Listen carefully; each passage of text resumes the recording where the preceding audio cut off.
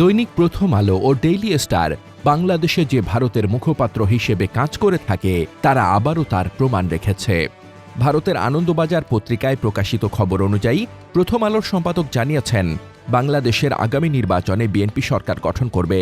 প্রথম আলো ডেইলি স্টারের বিরুদ্ধে বাংলাদেশিদের ক্ষোভ সামাল দিতে বিভিন্ন সময় সেনাবাহিনী মোতায়েন করতে হয়েছে, কিন্তু ভারতীয় আধিপত্য বিরোধী অভ্যুত্থানের নায়ক শরীফ ওসমান হাদি গুলিবিদ্ধ হয়ে নিহত হওয়ার পর ক্ষোভের আগুনে পুড়ে যায় প্রথম আলো ডেইলি স্টার।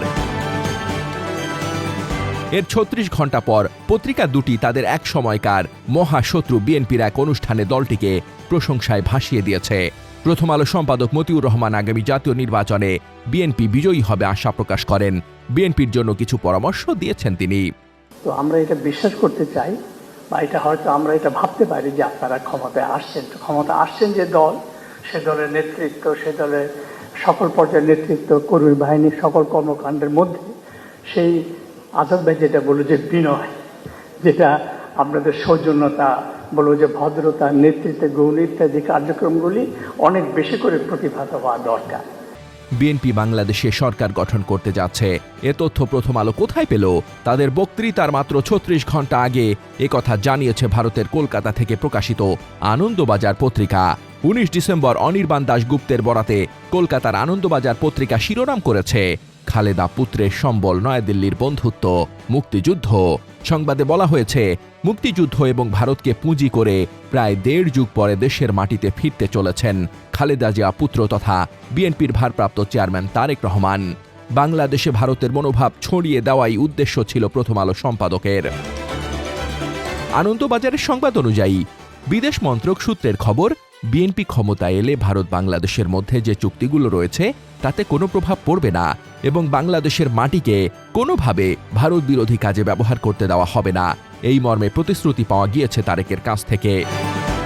ভারত কেন বিএনপিকে মেনে নিচ্ছে তার ব্যাখ্যায় আনন্দবাজার লিখেছে, কর্মকাণ্ড নিষিদ্ধ হওয়ায় ভোটে লড়তে পারছেন না আওয়ামী লীগ, তাই বাংলাদেশের কট্টরপন্থীদের বাড়বাড়ন্ত আটকাতে পারে একমাত্র বিএনপি। নির্বাচনের মাধ্যমে খালেদার দল ক্ষমতাসীন হলে বাংলাদেশে ভারত বিরোধী তৎপরতার রাশ টানা যাবে, তাই আওয়ামী লীগের সঙ্গে সখ্য থাকা সত্ত্বেও অবস্থা বুঝে ব্যবস্থা হিসেবে তারেকের পাশে থাকতে হচ্ছে নয়াদিল্লিকে। ভারতের এই অবস্থানকে এখন নানাভাবে তুলে ধরবে ভারতের মুখপাত্র বলে পরিচিত গণমাধ্যমগুলো। সব মিলিয়ে বিশ্বমঞ্চে বাংলাদেশকে ঘিরে গ্রেট গেম শুরু হয়েছে বলে ধারণা দিচ্ছেন কূটনীতিকরা। সে খেলায় এরই মধ্যে যোগ দিয়েছে মার্কিন যুক্তরাষ্ট্র, রাশিয়া এবং পুরনো খেলোয়াড় ভারত। বাংলাদেশকে ফেলনা ভাবার কোনো কারণ নেই, বাংলাদেশের মূল গুরুত্বের জায়গা হচ্ছে তার ভূরাজনৈতিক অবস্থান।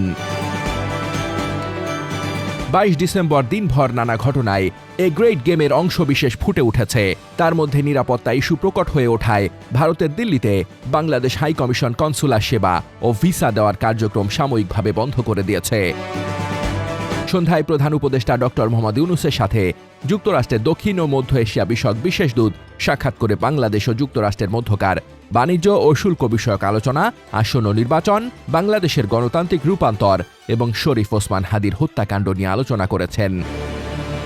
আর দিনের শুরুতে বাংলাদেশ ও ভারতের মধ্যে বিদ্যমান উত্তেজনা কমানোর আহ্বান জানিয়েছেন রাশিয়ার রাষ্ট্রদূত। রাষ্ট্রদূত বলেন, বাংলাদেশ ও ভারতের দ্বিপক্ষীয় সম্পর্কে আমরা হস্তক্ষেপ করছি না, তবে বিদ্যমান উত্তেজনা বর্তমান অবস্থা থেকে যেন আর না বাড়ে সেজন্য একটি সমাধানের পথ খোঁজাই বুদ্ধিমানের কাজ হবে। ভারতের ঘনিষ্ঠ বন্ধু রাশিয়ার এ পরামর্শ গুরুত্বপূর্ণ, তবে পদে পদে অশান্তি সৃষ্টিকারী ভারতের জন্য রাশিয়ার পরামর্শ কি, বাংলাদেশ তা জানতে চায়।